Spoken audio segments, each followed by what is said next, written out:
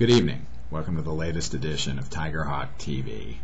This one coming to you from the TigerHawk office, not the home office, but the office, where I've been an awful lot in the last 3 weeks. I've been here every single day at great cost and burden to the TigerHawk family, which has been very, very supportive, and I'm very grateful.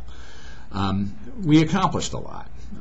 I was here with 20 or so top professionals who worked very, very hard along with me, many of them longer hours than me, many more than 100 hours a week, multiple all-nighters, all of them people who are either rich by the definition of Barack Obama's tax proposal, or they will be someday pretty soon, because that's the kind of people they are.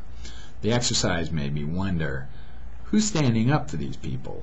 Who is saying who they are? Who's describing them? These people who make $200,000 a year, or maybe combine a couple salaries of $180,000 to go over the dual income threshold.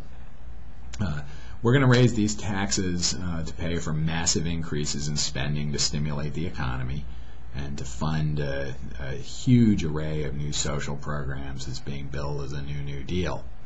And there will be endless debate about the justice or injustice of this, and how to pay for it, and economists and journalists and bloggers and politicians will all argue it up and down. Many of them, most of them, will know more than I do about economics, about facts, about tax policy.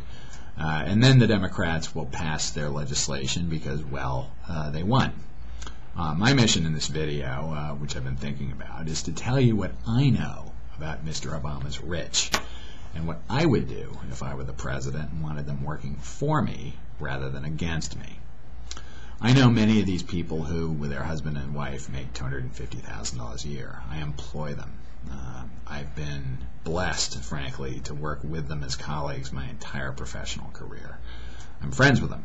I see them on the street. I know them around town.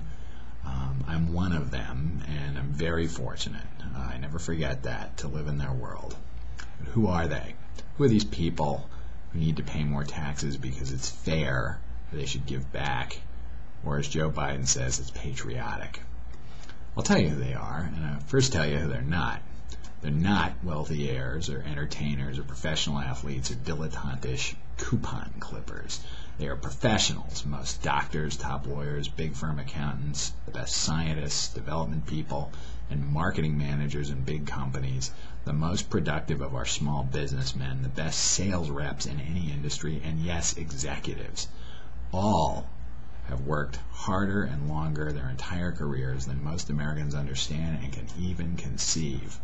The United States economy is, for better or for worse, the most efficient and ruthless meritocracy the world's ever known. It's not perfect, but it's still the most.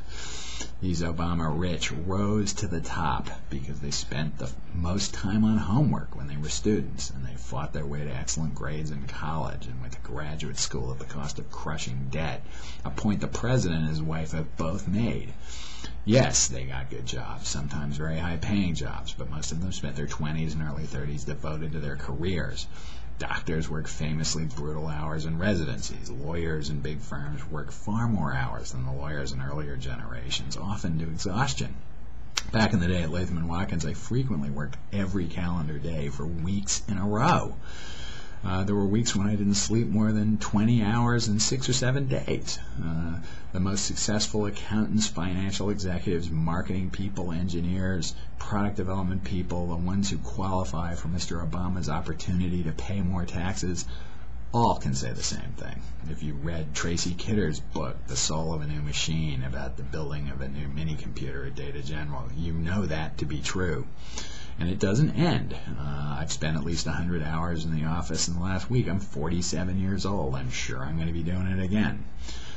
I wrote the notes for this video at 3 in the morning on a Sunday night, having been there all weekend. And there were 20 cars in the parking lot, and they all belong to people who do, or will someday soon, earn enough money to pay their fair share. What about sales reps? Many of these people do not travel along a clear path from academic achievement to professional advancement, but they build their own road at great effort. In any firm that has to sell things, the top reps work harder and longer than anybody, and often make enough money to earn the obligation to pay their fair share. Same for small business people. Liberal bloggers are saying, well, most small business people do not actually earn $250,000, and they're right in a way, but most of those small business people don't create any jobs, or they create a few lame jobs. NPR said yesterday that half of small business people who have created at least 20 jobs earn Mr. Obama's rich guy label, and that stands to reason. If you have 20 employees, you probably have a payroll in excess of $500,000, which implies a business with significant revenues and meaningful profits. And according to the Democrats, you owe it to everybody else to pay more taxes. The rich people I know do not endorse dividend checks to pay their mortgages. They work harder than everybody else doing things that cannot be done by other people who have not earned the same skills because they did not expend the same effort. And they do not confine these efforts to their job. Many of these same rich people fund and volunteer and lead other entrepreneurial efforts, whether they're for profit or for charity. The boards of complex charitable institutions are not filled with bus drivers and school teachers. No, their directors are most often the same hard-working rich people. And who coaches the local teams? Even that, in my company, more often than not, it's the guys with excellent managerial skills. And that means they're probably people who make six figures. Where do they find the time to do it all? Well, these people are both more productive with their time and more energetic than average people, and have been since they were teenagers or maybe the day they were born. They just get a lot more stuff done because it's in their nature, and it becomes part of the culture in which they thrive. Everybody they know works long and productively, even in their free time, so to speak. So they do too. Maybe they're workaholics, but call it what you will, that's what they're doing. These are the people who are now being called upon to give back. What motivates them? Well, money is certainly a consideration, but so is pride, self-respect, a desire to build an institution, do more, accomplish more, the feeling that we're put on this earth to make it better, and that enterprise is the surest way of doing so. Most of them have no big interest in retiring, per se. They will use that time, if they have it, to do something else productive, like start a business, run a charity, volunteer to help people. That is who we are. Our country needs these people. They will never be romanticized by Hollywood or pandered to by politicians, but they are far more important to the prosperity of the United States and a future worth living for than the people who are put on a pedestal. Yes, I'll say it. The working affluent who comprise Mr. Obama's rich, or who aspire to reach that bracket, contribute to the country's well-being far out of proportion to their number, not by dint of their consumption, but because of their production. So, knowing this about these people, how should Barack Obama and Nancy Pelosi and Harry Reid pitch their proposal that the working affluent pay higher taxes? Should Barack Obama say it is their duty because they must pay their fair share and give back? Or should he appeal to their pride and respect them for their contribution? If I were president and wanted these people to pay higher taxes and vote for me forever and contribute to my campaign and actually work for my agenda, I would say this: our country needs help. We need our most productive citizens, as heavily taxed as they are, to pay more taxes still, so we can pay down the enormous debt that we've incurred and invest in our future. We know that you produce more than most people, and are in a better position to pay more taxes without real hardship than most people.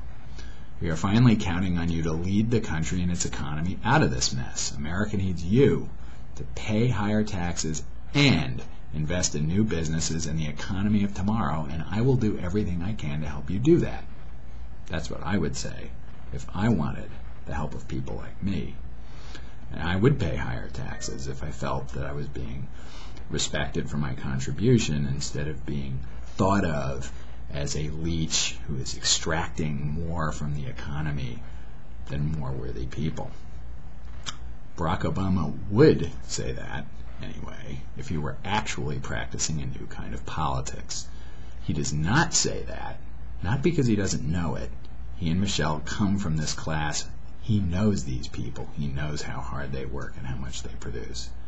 But because he's not practicing a new kind of politics. Like FDR, Barack Obama sees an enemy, and it is us.